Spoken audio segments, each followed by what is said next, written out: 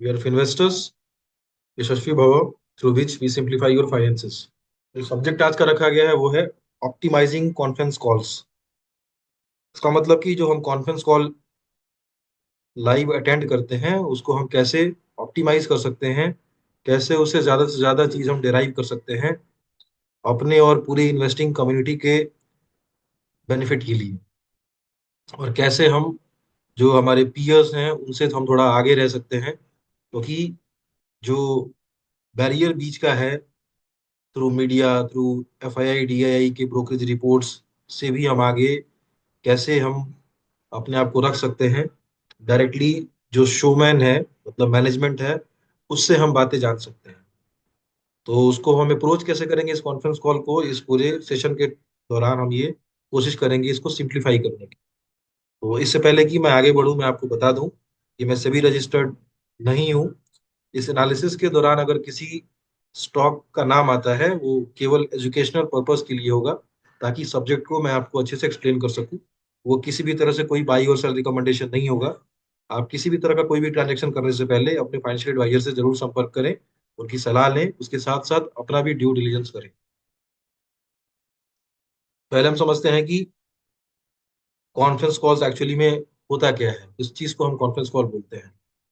तो earning conference calls जो है, ये कॉन्फ्रेंस कॉल्स और मीटिंग होते हैं जहाँ पे मैनेजमेंट जो है किसी पब्लिक लिस्टेड कंपनी का अपने फाइनेंशियल परफॉर्मेंस को, वो क्वार्टर वाइज हो सकता है मेन बोर्ड कंपनी के लिए, और एसएमई कंपनी के लिए हाफ ईयर के लिए हो सकता है।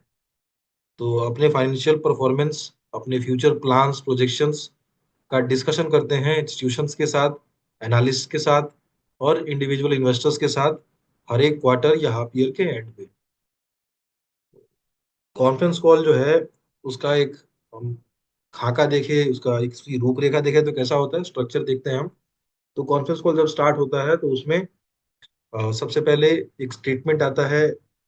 सेफ हार्बर स्टेटमेंट का मतलब है कि अपने कंपनीज के बारे में कोई चाहे तो शुरू में जो भी प्रोजेक्शन करे, बट लास्ट में एक सेफ हार्बर स्टेटमेंट रहता है कि जो भी इस दौरान बातें होंगी, जो प्रोजेक्शंस होंगे, वो उसको कोई भी कंक्लूसिव नहीं मान सकता है। वो डिपेंड करेगा कि कैसे आगे इंडस्ट्री पैन आउट होती है, वो जस्ट एक प्रोजेक्शन है, उसको कोई कोट नहीं करेगा। इसको बोलते हैं सेफ हार्बर स्टेटमेंट। फिर discussion of the financial results है। तो कंपनी के एमडी खुद या उसके सीएफओ को करना होता है ये डिस्कशन पूरा रिजल्ट का, quarter wise half year wise हम कैसे रहे, कहाँ डेट बढ़ा, कहाँ कम हुआ, मार्जिन सेगमेंट्स क्या रहा, अलग अलग सेक्टर में क्या रहा। जितना उनकी इच्छा है उतना डिटेल वो करेंगे। जैसे ही वो फाइनेंशियल रिजल्ट्स के बारे में बातें खत्म होगी, फिर जो मॉडरेटर उसको मॉडरेट करेगा कॉन्फ्रेंस कॉल को, वो Q&A सेशन शुरू करेगा। Q&A सेशन में फिर जो भी एनालिस्ट बैठे हैं या इंस्टीट्यूशंस की टीम बैठी है, उनके एनालिस्ट बैठे हुए हैं या फिर कोई इंडिविजुअल इन्वेस्टर बैठा हुआ है, वो अपनी अपनी बारी के हिसाब से अपने अपने क्वेश्चंस करेंगे जिसका आंसर्स मैनेजमेंट देगी। और जब Q&A सेशन जब खत्म किया जाएगा तो आखिरी में क्लोजिंग रिमार्क्स आएगा मैनेजमेंट की तरफ से। तो ये पूरा स्ट्रक्चर होगा उस कॉन्फ्रेंस कॉल का। तो हम देखते हैं कि हमें कॉन्फ्रेंस कॉल में जाने से पहले हमें क्या प्रिपरेशन करनी है इस चीज को। ये हम आज इसलिए कर रहे हैं क्योंकि आज डेट है 4 जनवरी, और अभी से बस कुछ 3-4 दिनों के बाद अगले वीक के लास्ट तक तो हम कोई ना कोई कॉन्फ्रेंस कॉल अटेंड कर ही चुके होंगे। इसलिए ये प्रिपरेशन आज हम करना चाहते हैं। प्रिपरेशन के लिए हमें क्या करना पड़ेगा? Before joining any such calls stroke meetings, need some preparation to optimise the presence during the call. अगर आप प्रेजेंट हैं वहां पे और आप पार्टिसिपेट कर रहे हैं उसमें, तो अपने प्रेजेंस को कैसे आप ऑप्टिमाइज करें उसके लिए प्रिपरेशन आपको क्या क्या करनी है। तो उसमें क्या आएगा, जिस भी कंपनी के कॉन्फ्रेंस कॉल में आप बैठे हैं, आप उस कंपनी का बिजनेस मॉडल देखिए पहले कि कंपनी एक्चुअली में क्या करती है, कब से कर रही है, और कंपनी के साथ साथ क्या उसका पूरा इतिहास रहा है, थोड़ा बहुत डीप जानने की कोशिश कीजिए। और आज के डेट में कंपनी कैसा कर रही है ये जानने की कोशिश कीजिए। फिर किस किस सेगमेंट में काम करती है, हो सकता है किसी एक सेक्टर में काम करती है, उस सेक्टर में अलग अलग सेगमेंट सब सेगमेंट हो सकते हैं, किस किस सेगमेंट में काम करती है और सभी सेगमेंट में किस तरह का मार्जिन बनाती है, ये सभी आपको एक बार देखना होगा। फिर उसके बाद से उस कंपनी का ज्योग्राफिकल प्रेजेंस कितना है, आपके यहाँ आपकी कंट्री में कितना है, या फिर अगर एक्सपोर्ट में है तो वहाँ कितना है, कितना कंट्रीब्यूशन उसके रेवेन्यू में एक्सपोर्ट से आता है। ये चीजें आपको भी समझने की जरूरत है। फिर उसके बाद सेक्टर डायनेमिक्स क्या है, पीयर्स कैसा कर रहे हैं, ये सेक्टर में काम करती है, वो सेक्टर कैसा कर रहा है, क्या वो सेक्टर जो है वो टेलविंड में है, हेडविंड में है, या रुका हुआ है, समझ नहीं आ रहा। और उसके साथ साथ उसके पीयर्स उसमें कैसे परफॉर्म कर रहे हैं। उसके साथ साथ ही रीसेंट अनाउंसमेंट, आप अगर आप स्किनर यूज करते हैं तो अनाउंसमेंट सेक्शन आप अगर लगातार आप देखते रहते हैं तो कंपनी ने कुछ रीसेंट अनाउंसमेंट किए हैं क्या, इसका भी ओवरव्यू आपके पास होना चाहिए। कुछ अगर मीडिया इंटरव्यूज भी आप अगर उसके देख रखे हो जो रिसेंट पास्ट में हुए हो, तो भी आपको एक सेंस रहेगा कि एक्चुअली में क्या बात चल रही है वहां पे। ये भी रहेगा तो आपकी प्रिपरेशन और अच्छी हो सकती है। फिर उसके बाद आपको जो पहले जो प्रोजेक्शन दे रखे हैं, ये कॉन्फ्रेंस कॉल जो भी होगा उसके पहले कुछ अगर प्रोजेक्शंस हैं उनके, तो उसके लिए आपको उसके previous con calls, previous investor presentations, या फिर प्रीवियस कोई इंटरव्यू, या फिर प्रीवियस कोई उनका इवन उनका एनुअल रिपोर्ट्स, वो भी आपको एक बार अपने दिमाग में रखना होगा। तो ये चीजें आप थोड़ा सा मोटा मोटा करके चलेंगे तो आपको सेंस रहेगा कि आप जहाँ बैठने वाले हैं वहां बातें आपको समझ में आएंगी कि नहीं आएंगी। फिर अब आती है बात कि मैंने ये प्रिपरेशन कर ली तो मैं अब ज्वाइन कैसे करूँ, तो हाउ टू ज्वाइन। तो आप स्किनर का फीड यूज करते हैं, देखते हैं आप, तो आप अपने स्किनर के फीड में देखेंगे तो यहाँ पे इस तरह से लिख के announcement under regulation analyst stroke investor meet intimation, और नीचे लिखा हुआ है submission of call invite on Q3 FY 25 for 8 January 25। ये किसी कंपनी का है, उसने अनाउंस किया है। तो इस तरह से स्किनर की फीड में लिखा हुआ ऐसा ऐसा आएगा। एग्जैक्ट वर्ड ऐसे थोड़े अलग भी हो सकते हैं, बट इसी तरह से कुछ लिखा हुआ आएगा। तो उसके बाद हम क्या करेंगे, जैसे ही ये स्कैनर में आएगा, आप स्कैनर अगर अपने मोबाइल पे देखते हैं या लैपटॉप पे देखते हैं तो सबसे नीचे की तरफ जब जाएंगे आप, तो ये यहाँ फेच होके नीचे की तरफ आ जाएगा, जहाँ पे ये लाल जो कवर्ड है बॉक्स में, आपको यहाँ 4 PM दिख रहा है, कंपनी का नाम भी दिख रहा है, do not take it as a buy or sell recommendation, this is just for demonstration purpose. तो 4 PM पे 8 जनवरी को कॉन्फ्रेंस कॉल है। आप चाहें तो ऊपर जो बॉक्स है रेड, नीचे बॉक्स है रेड, इन दोनों में से कहीं भी क्लिक करेंगे तो एक पेज खुलेगा पीडीएफ। पीडीएफ खुलेगा तो पीडीएफ एक या दो पेज का पीडीएफ होगा। तो लास्ट पेज पे, या पहला पेज है तो पहले पेज के नीचे कुछ इस तरह से ज्वाइनिंग डिटेल्स आएगा। आप यहाँ देख रहे हैं वेडनेसडे 8 जनवरी 2025 4 PM ऑनवर्ड्स, ये डिटेल्स है। यूनिवर्सल डायलिंग नंबर, और सामने उसके बगल में लिखा है डायमंड पास। तो यूनिवर्सल डायलिंग नंबर क्या होता है कि आपको रजिस्ट्रेशन नहीं करना है तो आप डायरेक्टली कॉन्फ्रेंस कॉल के दिन इन नंबरों पे आप डायल करेंगे, और वहां पे कोई ऑपरेटर उठाएगा तो उसको बोलेंगे कि मुझे इस कंपनी का कॉन्फ्रेंस कॉल अटेंड करना है। वैसे ये नंबर इसी के लिए है तो वो समझ भी जाएगा, बट फिर भी आपकी तरफ से पूछेगा वो। और तब आपसे आपका नाम पूछेगा, आप किसी फंड को रिप्रेजेंट करते हैं तो वो पूछेगा, या आप किसी को रिप्रेजेंट नहीं करते हैं तो आप बोलेंगे इंडिविजुअल इन्वेस्टर, तो वो आपका कॉल कनेक्ट कर देगा। दूसरा तरीका है कि आप रजिस्टर कर ले पहले से। जब आप रजिस्टर करेंगे तो क्लिक हियर टू रजिस्टर पे जब आप क्लिक करेंगे तो फिर आपके लिए रजिस्ट्रेशन प्रोसेस स्टार्ट होगा। अब वो रजिस्ट्रेशन प्रोसेस कैसे होगा, आप देखें यहाँ पे स्टेप वाइज होगा। तो आप यहाँ देख रहे हैं स्टेप 1 है क्या कि आपने अ, अपना ईमेल आईडी डाला, और वहाँ पे एक सिक्योरिटी कोड है वो आपने इंटर किया और कंटिन्यू किया। तो आप ये नेक्स्ट पेज पे पहुंचे, जहाँ पे आपने किस कॉन्फ्रेंस के लिए रजिस्टर करना चाह रहे हैं, डिटेल सामने आपकी लिखा आ रहा है। उसके बाद अब यहाँ पे कुछ आपको फीड नहीं करना है, पहले पेज में तो फीड करना है आपने, सेकंड पेज में कुछ फीड नहीं करना था। आप कंटिन्यू करेंगे तो एक पेज खुल के आएगा रजिस्ट्रेशन का। आप उसमें अपना नाम डालेंगे, अपनी कंपनी का नाम डालेंगे, कोई कंपनी आपकी नहीं है तो आप डालेंगे इंडिविजुअल इन्वेस्टर, लोकेशन आपका डालेंगे, फोन नंबर डालेंगे, रजिस्टर पे क्लिक करेंगे। जैसे ही आप क्लिक करेंगे तो आपके सामने एक ये पेज खुल के आएगा, thank you for registering for the conference, और ये पूरा डिटेल्स लिख के आएगा। और सेम डिटेल्स आपको आपके ईमेल आईडी पे भी चला जाएगा। तो आपको सामने डिटेल्स लिख रहा है यहाँ पे, तो इम्पोर्टेंट क्या है इसमें कि आपके पास ये पासकोड और पिन है, ये आप नोट कर लेंगे। और उस पासकोड और पिन को आप हैंडी रखेंगे। कॉन्फ्रेंस कॉल से पहले नीचे की तरफ यूनिवर्सल डायलिंग नंबर लिख के आ रहा है, +912271950000। तो ये यूनिवर्सल डायलिंग नंबर है। आप इस पे जब डायल करेंगे तो आपसे एक आईवीआर के थ्रू क्वेश्चन होंगे कि आपका पासकोड क्या है। पासकोड दबा के आप हैश दबाएंगे, फिर आप पिन दबाएंगे, पिन दबा के आप हैश दबाएंगे तो आप इंटर हो जाएंगे उस कॉन्फ्रेंस कॉल में। फिर आप क्या देख रहे हैं कि कॉन्फ्रेंस कंट्रोल कैसे है, तो आपको अगर कोई क्वेश्चन करना है तो आप *1 दबाएंगे, एक साउंड आएगा, एक अलग सा साउंड आएगा, इसका मतलब आप क्वेश्चन क्यू में चले गए हैं। अगर आपको कोई दिक्कत हो रही है कॉन्फ्रेंस के दौरान तो आप *0 दबाएंगे तो ऑपरेटर आपको आके अलग से बात करेगा क्या प्रॉब्लम है।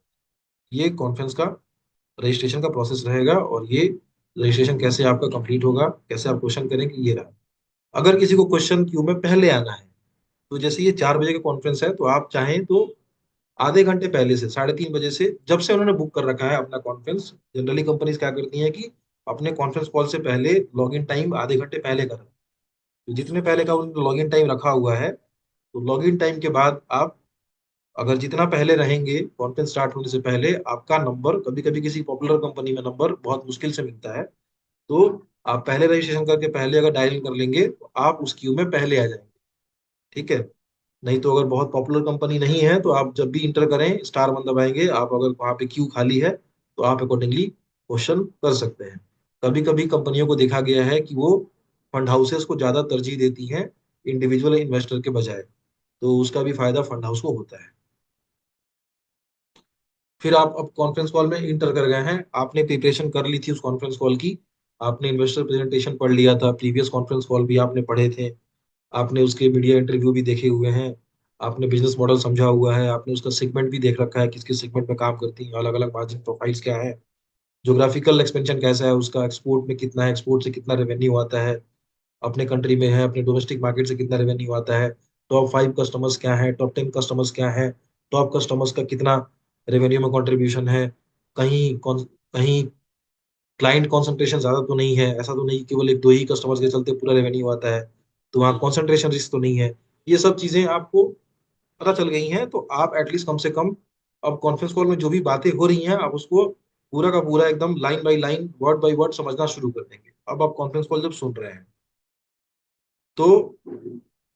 दो the entire conference call is valuable but the investor should focus on, क्या फोकस करना है आपको कि बातचीत के दौरान मैनेजमेंट जो आपसे बात कर रही है, अपनी बातें रख रही है, वो जब सुन रहे हैं तो उसके बोलने का टोन कितना कॉन्फिडेंट लग रहा है आपको। आप सामने से देख तो नहीं पाएंगे अगर कॉन्फ्रेंस कॉल है, तो समटाइम्स कॉल्स जो है मीटिंग के थ्रू होती है, जूम मीटिंग के थ्रू, गूगल मीट के थ्रू, तो वहां तो बॉडी लैंग्वेज भी समझ में आएगा आपको। बट जहाँ बॉडी लैंग्वेज अवेलेबल नहीं है वहां आप केवल टोन ही देख सकते हैं, तो टोन कितना अच्छा है, इससे आपको बुलिशनेस नजर आएगी कि कॉन्फिडेंट मैनेजमेंट है, या फंबलिंग करता हुआ आदमी है, या बोलते वक्त भी उस कंफ्यूज हो रहा है, क्वेश्चन ही ठीक से नहीं समझ पा रहा है, या फिर हर क्वेश्चन पे अपने सीएफओ को, अपने सीईओ को आगे कर रहा है। ये सब आपको देखना होगा। फिर डिस्कशन के दौरान आपको देखना है कि जो भी मार्जिन का प्रोफाइल है, क्या मार्जिन एक्सपेंशन की बात हो रही है, ऐसा बोल रहे हैं क्या कि हम किसी नए सेगमेंट में जा रहे हैं, या अपना जो मेरा बेटर मार्जिन का सेगमेंट है उसको हम ज्यादा बढ़ाना चाहते हैं ताकि हमारा near term and mid term में मार्जिन एक्सपेंशन हो, ऐसी बातें हो रही हैं क्या। फिर आपको चेक करना है कि कोई कैपेक्स प्लान की बात चल रही है क्या, डिमांड क्या इतनी बढ़ गई है कि अभी तुरंत कैपेक्स डालने की बात कर रहे हैं, और वो कैपेक्स जो है उन्होंने ग्रीनफील्ड ना बोल के अगर ब्राउनफील्ड की बात बोल रहे हैं, और फिर डी बोटलनेकिंग की बात बोल रहे हैं, ऐसी बात बोल रहे हैं यानी कि वो नियर टर्म में कैपेक्स लाइव हो जाएगा, ऐसी बात कोई चल रही है क्या। ये मैं क्यों बोल रहा हूँ, क्योंकि ऐसी चीजें होने से कैपेक्स लाइव होगा तुरंत के तुरंत, तो रेवेन्यू कंट्रीब्यूशन बढ़ेगा, मार्जिन एक्सपेंड होगा, तो मार्जिन के चलते आपका नीचे प्रॉफिट बढ़ना शुरू हो जाएगा, तो ये कंपनी के प्रॉफिटेबिलिटी को आगे बढ़ाएगी। तो ऐसा डिस्कशन आपको सुनाई दे रहा है क्या। फिर डिस्कशन के दौरान आपको मर्जर की, एक्विजिशन की, इनऑर्गेनिक ग्रोथ के लिए बात चल रही है क्या, मतलब कंपनी किसी और कंपनी को अपने जैसी या अपने से थोड़ा सा अलग काम करने वाली, बट थोड़ा सिनर्जाइज हो सके उसके चलते उसके बिजनेस में, ऐसी कोई अपॉर्चुनिटी की तलाश कर रही है कि अपने अवेलेबल कैश से उसको एक्वायर कर ले, या कुछ आगे कोई कैश पैसा रेज करके, फंड रेज करके एक्वायर कर ले, ऐसी बात कुछ कर रही है क्या। और वो बात जो है कंक्रीट होनी चाहिए, कॉन्फिडेंट बात होनी चाहिए, और बातों में लॉजिक भी नजर आना चाहिए। ठीक है। फिर वही जो मैंने बात कवर करी कि जो उनका सेगमेंट, जिस जिस सेगमेंट में वो काम करती है, तो जो मार्जिन एक्रेटिव सेगमेंट है, मतलब जो सेगमेंट उनका ज्यादा मार्जिन बनाता है, उस बिजनेस पे ज्यादा फोकस करने की बात कर रही है क्या, और उस सेगमेंट में डिमांड भी एक्चुअली में है कि। मैनेजमेंट तो आपको कुछ भी बोलेगा, लेकिन हमेशा डिमांड वैलिडेशन करना इन्वेस्टर का काम है। ठीक है। Management sometime may be misguiding you also, तो ये चीज आप जब बिजनेस मॉडल पढ़ेंगे, पीयर्स को पढ़ेंगे, तो आपका डिमांड आउटलुक क्या है, सेक्टर को पढ़ेंगे तो क्लियर रहेगा। Then venturing into new geographies, मतलब अब एक दो कंट्री में कर रही है क्या, कुछ और कंट्री भी टारगेट कर रही है जहां पे जिस चीज में वो काम करती है उस तरह की चीजें बहुत अच्छा परफॉर्म कर रही है, वैसा भी वो कुछ सोच रही है क्या। मतलब मोटा मोटा आपको क्या दिख रहा है यहाँ पे कि क्या ऐसा कोई काम कर रही है जिसके चलते उसका प्रॉफिट, उसका अर्निंग पर शेयर बढ़ता हुआ दिख रहा है क्या, ये आपको ध्यान रखना है उस डिस्कशन के दौरान, कॉन्फ्रेंस कॉल के दौरान। गाइडेंस अगर दे रही है आके कि हम इसको 50% से अपने सेल्स को बढ़ाना चाहते हैं, अपने EBITDA को हम इतना बढ़ाना चाहते हैं, हमारा पैट इतना परसेंट से हम बढ़ते देखना चाहते हैं, तो उतनी डिमांड एक्चुअली में है क्या। ठीक है, आपसे कंपनी हमेशा डिमांड को लेके ऑप्टिमिस्टिक बातें करेगी। ठीक है, कुछ एक वर्ड कॉशियसली ऑप्टिमिस्टिक करके वर्ड यूज करेंगी, ये सब बड़े कैची वर्ड्स हैं। ठीक है, डिमांड आउटलुक हमेशा आपको ही वैलिडेट करना है अदर सोर्सेज से। मैनेजमेंट से आप पूछिए, अगर क्रेडिबल मैनेजमेंट है तो गलत नहीं बोलेगा, ये बात भी सत्य है। लेकिन फिर भी आपको डबल चेक करना जरूरी है कि डिमांड आउटलुक कैसा है, चाहे गाइडेंस कंपनी कितना भी एग्रेसिव होकर दे रही है। फिर आपको उनकी कही पूरी बातों को, अगर आपने उनके प्रीवियस कॉन्फ्रेंस कॉल्स पढ़े हैं या आप पुराने इन्वेस्टर हैं, तो पुराने प्रोमिसेस जो उन्होंने किए थे, पुराने प्रोजेक्शन जो उन्होंने किए थे, और उसमें कितना उन्होंने डिलीवर किया, इससे भी कॉरलेट आप करके देख सकते हैं कि जितना बोलते हैं उतना करते हैं कि नहीं करते हैं, या केवल अपनी कंपनी के बारे में ऑप्टिमिस्टिक सिनेरियो बनाने के लिए मार्केट में इतनी अच्छी अच्छी बातें ये करते हैं। ये आपको पहले ही पता रहेगा अगर आप कंपनी से पहले से ही जुड़े हुए हैं, लास्ट कुछ कॉन्फ्रेंस कॉल आप अटेंड करते हैं, और उनके फीड्स, उनके इंटरव्यू को आप चेस करते हैं, तो ये चीजें आपकी पहले से ही शॉर्टेड रहेगी। अब अगर ये तो हुआ कि आप केवल सुनना चाहते हैं कॉन्फ्रेंस कॉल्स को, तो हम कैसे उस चीज को अप्रोच करें। अब बात आती है कि मुझे मुझे मेरे सवालों के जवाब चाहिए मैनेजमेंट से, तो मैं अब क्वेश्चन आंसर में भी पार्टिसिपेट करना चाहता हूँ। तो उसको करने के लिए थोड़ा सा आपको और एक्स्ट्रा केयरफुल रहना पड़ेगा, उसको हम देखते हैं और क्या हमारी तरफ से जरूरत है। जब भी कॉन्फ्रेंस कॉल्स होंगे, तो maximum companies, almost all companies जो हैं, वो कॉन्फ्रेंस कॉल से पहले इन्वेस्टर प्रेजेंटेशन अपना पोस्ट कर देगी एक्सचेंज पे। आपको पूरा इन्वेस्टर प्रेजेंटेशन ठीक से पढ़ना है। ठीक से पढ़ना इसीलिए है क्योंकि बहुत सारे क्वेश्चन जाके आप कॉन्फ्रेंस कॉल में पूछेंगे जिनका जवाब ऑलरेडी इन्वेस्टर प्रेजेंटेशन में होगा। तो आप अपना क्वेश्चन, क्योंकि आप अनलिमिटेड क्वेश्चन कर नहीं सकते वहां पे, एक दो क्वेश्चन के बाद आपको बोल देगा कि please join the Q. Okay, और उसके बाद आपका क्यू में नंबर आएगा भी नहीं फॉलो अप क्वेश्चन के। तो आप जो क्वेश्चन ऑलरेडी बताए गए हैं उसको ना पूछें। ठीक है, आप अपना टाइम भी वेस्ट करेंगे।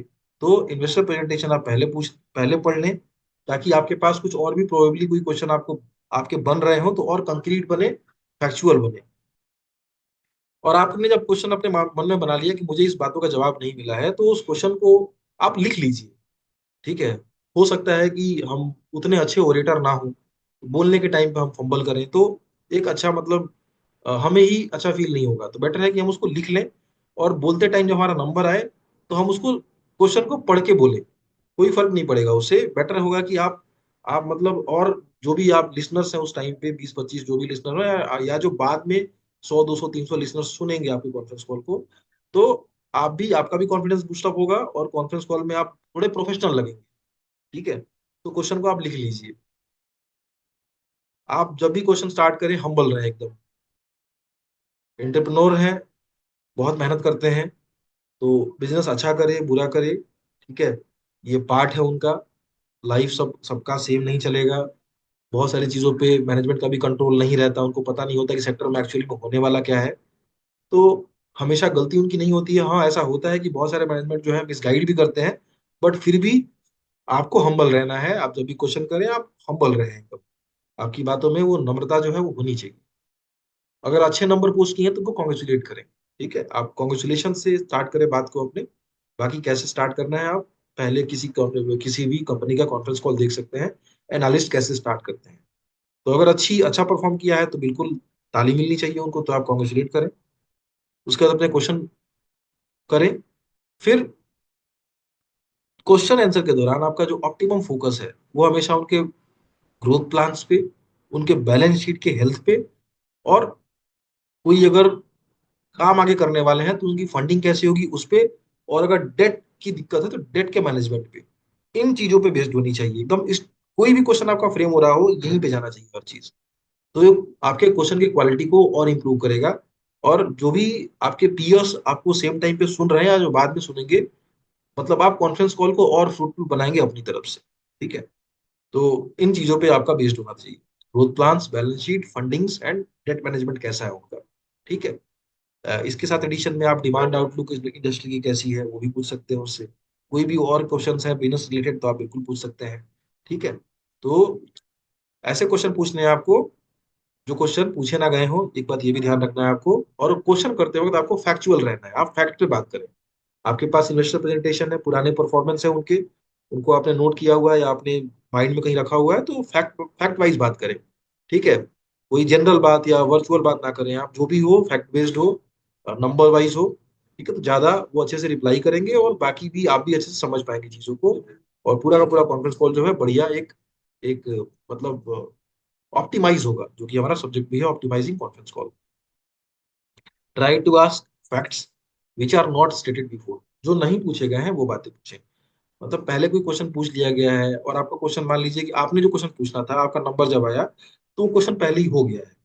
ठीक है, तो आप एकदम बहुत हम्बली कह सकते हैं कि my question has been asked, thank you very much for giving opportunity, wish you best luck बोल के आप ऑप्ट आउट कर सकते हैं क्वेश्चन पूछने से। नो नो पॉइंट किया वापस जो है क्वेश्चन वही रिपीट करें। ठीक है, बोरिंग होता है ऐसे करके। ये भी आप कर सकते हैं। और जो क्वेश्चन नहीं पूछे गए हैं, जो मैं पहले ही बोल चुका, आप वैसे क्वेश्चन पूछिए। तो इसके लिए आपको इसलिए कह रहा हूँ कि पहले ही इन्वेस्टर प्रेजेंटेशन पढ़ के आएंगे तो बहुत सारे आंसर्स आपको वहां मिल जाएंगे। देन अगर जवाब देते हैं, तो अगर आपने पहले पढ़ाई कर रखी है तो आपको, अगर 100% जवाब नहीं मिल रहा है तो आपके दिमाग में फॉलो अप तैयार हो जाएगा कि मेरा ये क्वेश्चन का जवाब नहीं मिला, या उन्होंने जो बात कही उससे एक नया क्वेश्चन अराइज होता है, तुरंत आपके दिमाग में क्लिक करता है तो आप तुरंत फॉलो अप कर दीजिए। अगर नहीं क्लिक करता है तो बोल दीजिए कि I will follow on the Q. ठीक है, और फिर क्यू में नंबर आए तो आप वापस पूछ लीजिएगा। या फिर अगर आप नहीं पूछ पाते हैं, तो हो सकता है कि हमारे ही टीम से, ग्रुप से कोई आदमी बैठा हुआ है, उसको आप फॉरवर्ड कर दीजिए कि ये जरा पूछ लेना, जब उसका नंबर आएगा तो वो पूछ लेगा। तो ये हम टीम अप होकर ऐसा कर सकते हैं।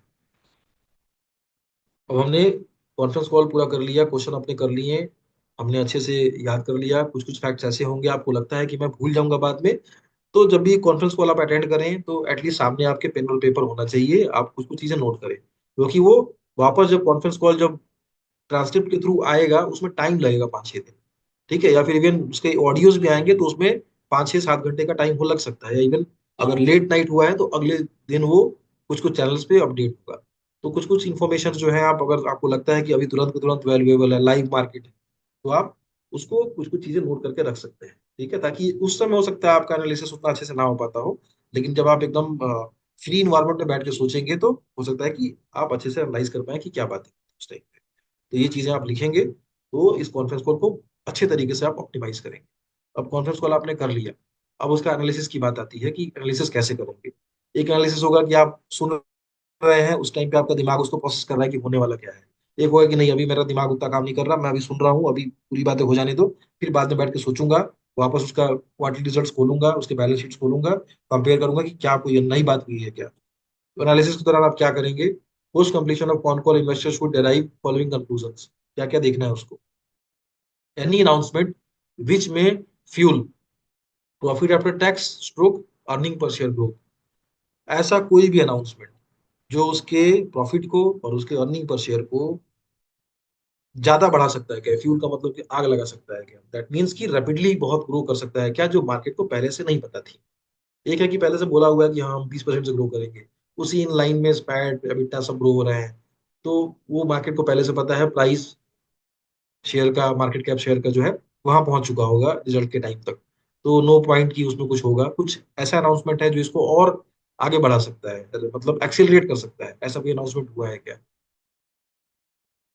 Direction focus of management on core operation. जो कंपनी का कोर ऑपरेशन है, कंपनी के अपने कोर ऑपरेशन पे ध्यान नहीं हटना चाहिए।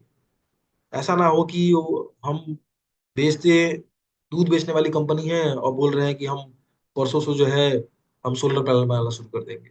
ये ऐसा नहीं होना चाहिए। That is a sign off, क्या कह सकते हैं, इनकॉम्पिटेंट मैनेजमेंट। ठीक है, जो आप, आपने, आपका कोर वर्क डिसाइड होता है ना आपकी प्रीवियस परफॉर्मेंस से। जब भी कोई कोई कंपनी खड़ी होती है तो उसके पहले वो उसी लेवल पे कोई छोटा मोटा काम कर रहे होते हैं, उसको स्केल अप करके बड़ा करते हैं, फिर लिस्ट करते हैं। तो 20-20 25-25 साल का इवन जनरेशनल इतिहास जो है वो कोर ऑपरेशन को चलाने में खर्च होता है। ठीक है, और फिर कोई मैनेजमेंट ऐसा बोलता है कि हम ये करना चाहते हैं, दैट मीन्स कि उनको अपने कोर ऑपरेशन में बहुत कुछ नहीं दिख रहा है। ठीक है, तो ऐसा नहीं हो सकता है। हाँ बिल्कुल, दूध बनाने वाली कंपनी, दूध मिल्क और कुछ दही या कुछ ऐसे कुछ क्रीम टाइप का कुछ बनाने वाली कंपनी कहती है कि कल को हम नमकीन भुजिया भी बेचेंगे, ठीक है, मतलब अपने कोर ऑपरेशन से मिलता जुलता काम जो है करेंगे तो देन दैट्स ओके, मिठाई बेचेंगे दैट्स ओके, बट एकदम डिफरेंट ही चीज नहीं होनी चाहिए। डिफरेंट चीज हो रही है तो उसके लिए मैनेजमेंट एकदम डिफरेंट चाहिए, वो सेम आदमी नहीं हो सकता, हर आदमी जो है एकदम मतलब जीनियस नहीं होता है। सभी एवरेज कंसिस्टेंट लोग जो होते हैं ना, कंसिस्टेंसी के साथ जो है एवरेज लोग जो है बेटर परफॉर्म करते जाते हैं आगे जाके। तो कोर ऑपरेशन पे ध्यान मैनेजमेंट का होना चाहिए। देन कॉन्फ्रेंस कॉल के दौरान मैनेजमेंट जो है वो कितना फ्रेंडली था जो इंडिविजुअल इन्वेस्टर्स हैं उनके प्रति, कितना उनको मौका दिया उसने, ठीक है, क्या उनके बातों का रिप्लाई भी उसने ठीक से किया। अगर ऐसा करता है इसका मतलब कि उसको हर एक अपने इन्वेस्टर की चिंता है, उसको अपनी इमेज की चिंता है, मेन बात ये इमेज की चिंता है। और जिस आदमी को अपने इमेज की चिंता है वो आदमी गलती कम करेगा, गलती तो करेगा, इंसान है, बट गलती कम करेगा। Commentary on guidance miss, sometimes अगर किसी भी रीजन के चलते, एक्सटर्नल रीजन हो, जियोपॉलिटिकल रीजन हो, मैक्रो इकोनॉमिक रीजन हो, उसके चलते जो पहली बात बोल रखी है वो बातें उनके नंबर्स में रिफ्लेक्ट नहीं होता है, यानी गाइडेंस मिस होता है। तो उस गाइडेंस मिस के सवाल पे उनकी कमेंट्री कैसी है, क्या वो कमेंट्री जो है मतलब कन्विक्शन के साथ है, अभी भी बातों को मेंटेन कर रहे हैं कि नहीं हम कवर अप करेंगे, तो इस बात पे उनका कैसा है। ऐसा नहीं कि क्वेश्चन को टाल रहे हो कि नहीं नहीं हमने ऐसी कोई बात ही नहीं की थी, या हम देखेंगे, हम बताएंगे, हम अगले साल देखेंगे, ऐसे इस तरह की बातें नहीं होनी चाहिए। बोला है तो बोला है वाली बात, हाँ मैंने बोला था, मैंने बोला था, और अब मैं यहाँ पे हूँ, एकदम होना चाहिए ये चीज। देन कोई कैपेक्स अनाउंस हुआ है तो कैपेक्स का टाइमलाइन क्या है। कैपेक्स बोल दिया लेकिन पता चला कि वो 28 में जाके वो कमीशन होगा कैपेक्स, कोई फायदा नहीं, 28 तक पता नहीं कंपनी कहाँ परफॉर्म कर रही होगी, नहीं पता। तो टाइमलाइन आप समझे, ना याद रहे तो नोट कर ले कि टाइमलाइन क्या रहेगा। देन आंसर्स जो है वो टफ क्वेश्चंस पे कैसे हैं, आप जो सुनेंगे तो आपको टफ क्वेश्चन समझ में आ जाएंगे। जैसे कमेंट्री मिस जो है, कमेंट्री ऑन गाइडेंस मिस, ये टफ क्वेश्चंस है, ठीक है, मार्जिन ड्रॉप टफ क्वेश्चंस है, ठीक है। तो टफ क्वेश्चंस पे आंसर्स कैसे करते हैं ये भी आप देखेंगे। तो मैनेजमेंट की मतलब किस तरह की अप्रोच है मार्केट को लेके, अपने जो उसके हिस्सेदार हैं, शेयर होल्डर्स हैं, उनको लेके आपको समझ में आएगा। देन टॉप मैनेजमेंट पार्टिसिपेशन, मतलब जो टॉप टीम बैठी हुई है उनके जो प्रमोटर्स एमडी बैठे हुए हैं, उनका क्वेश्चन आंसर में कितना पार्टिसिपेशन है। दैट मीन्स कि अगर ऐसा नहीं कोई भी क्वेश्चन वो खुद नहीं ले रहे हैं, अपने सीएफओ को, समटाइम्स अपने सीईओ को, समटाइम्स अपने सेल्स मैनेजर को, इनको आगे कर रहे हैं, तुम जवाब दो, तुम जवाब दो, नहीं। टॉप मैनेजमेंट को भी पता, एक्चुअली विजनरी क्वेश्चंस जो है ना, जो विजन बेस्ड क्वेश्चंस है कि आप अपने कंपनी को 2-4 साल बाद कहाँ देखना चाहते हैं, या ज्योग्राफिकल एक्सपेंशन आप कैसे कर रहे हैं, तो जो विजन वाले क्वेश्चंस है, बहुत टेक्निकल क्वेश्चंस अगर नहीं है, तो विजन वाले क्वेश्चन जो है वो मैनेजमेंट को ही हैंडल करना चाहिए। तो ही आप, मैं जो बात कहता हूँ कि management should have fire in the belly, तो जिसके पेट में आके ग्रो करने का, वो अपनी खुद जो कहना है वो खुद कहेगा, कि जो कहने नहीं देगा खुद बोलेगा, क्योंकि बेचारा वो उससे पीछे बहुत काम कर रहा होगा, और जब काम कर रहा होगा तो उसको भी अंदर से एक आएगी कि मैं बताऊं कि मैं क्या कर रहा हूँ, वो बताएगा। देन जो भी चीज अभी निकल के आई है कॉन्फ्रेंस कॉल में, तो जो भी शेयर प्राइस इंक्रीज लास्ट में हुआ है नहीं हुआ है, और आज का जो वैल्यूएशन है, तो जो गाइडेंस उन्होंने अभी दिया है या पहले दे रखे हैं, तो वो वैल्यूएशन के हिसाब से, ऐसा तो नहीं कि कॉन्फ्रेंस कॉल ये होने से पहले ही शेयर प्राइस जो हो पता चला कि 40% ऐसे ही चल चुकी है। दैट मीन्स कि मार्केट को बातें कहीं ना कहीं से पता चल चुकी हैं। तो valuation discounting projected guidance, that means कि गाइडेंस जो भी अगला दे रहे हैं कि हम ऐसा ऐसा करने वाले हैं, तो उसके पहले ही बहुत ज्यादा चलना चुकी है। दैट मीन्स कि बहुत लोगों को पहले से ये बात पता थी। तो वैल्यूएशन से डिसाइड करेगा कि वो जो गाइडेंस हो रहा है वो डिस्काउंटेड है कि नहीं है। ठीक है, डिस्काउंटेड का मतलब है कि प्राइस में पहले ही आ चुका है कि नहीं। अगर प्राइस में पहले नहीं आ चुका है, अभी प्राइस जो है वैसे ही उसी लेवल पे चल रहा है, तो that will create you a PEAD opportunity, that is post earning announcement drift. अगर डिस्काउंटेड नहीं है, जो भी आगे पैट ग्रोथ और ईपीएस ग्रोथ को फ्यूल करने की बात आ रही है, वो डिस्काउंटेड उस प्राइस में नहीं हुआ है, तो that will only project you a post earning announcement drift opportunity, which we have discussed just 2-3 weeks ago. So with that, I finish. Any questions you have?